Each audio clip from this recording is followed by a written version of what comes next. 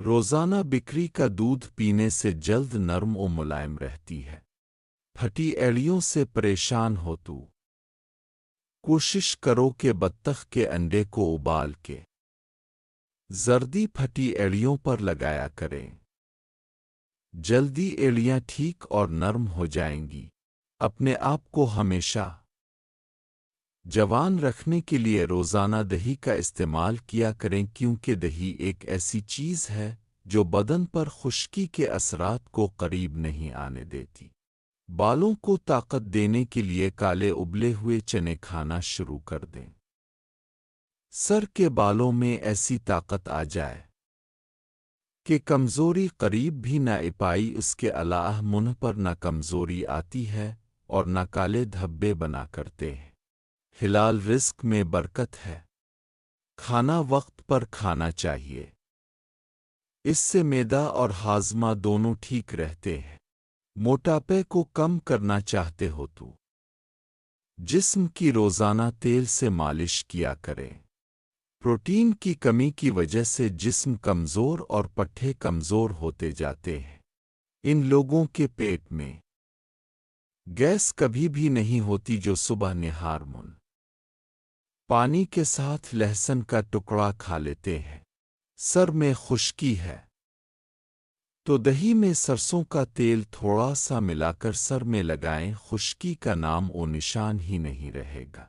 صبح اٹھتے ہی تھوڑا سا شہد چاٹ لیا کریں، آنتوں کی خشکی ختم ہو جایا کرتی ہے۔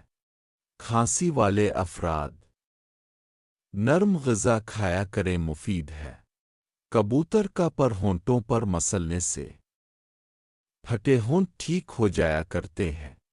دل کمزور ہے تو اجوائن کو پانی میں اچھی طرح ابالیں اور ابلا ہوا ٹھنڈا پانی پی لیں، بہت مفید ہے۔ پیلا یرقان ہو تو پانی میں کشمش کو رات سونے سے پہلے کھا لیا کریں۔ سرخ انار نہار منہ کھانے سے خون میں موجود زہریلے مواد ختم ہو جاتے ہیں۔ چہرے پر جھریاں پڑ گئی ہوں تو خشک خوبانی کھانا شروع کر دیں، جھریاں آہستہ آہستہ غائب ہو جاتی ہے۔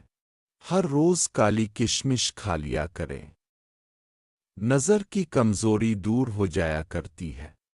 زبان کے نیچے سونف کا دانہ رکھ کر سو جایا کریں، نیند میں اٹھنے کی عادت ختم ہو جائے گی۔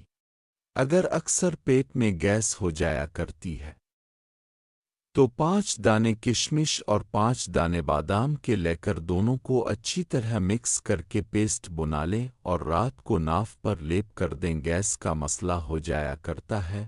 اور اگر وقت خاص سے پہلے ناف پر اس پیسٹ کا لیپ کر دیا جائے تو نامرد بھی مرد بن جائے، جسم اور پٹھوں میں اتنی طاقت آ جائے کہ ساری رات بیوی کے ساتھ گزار پائے۔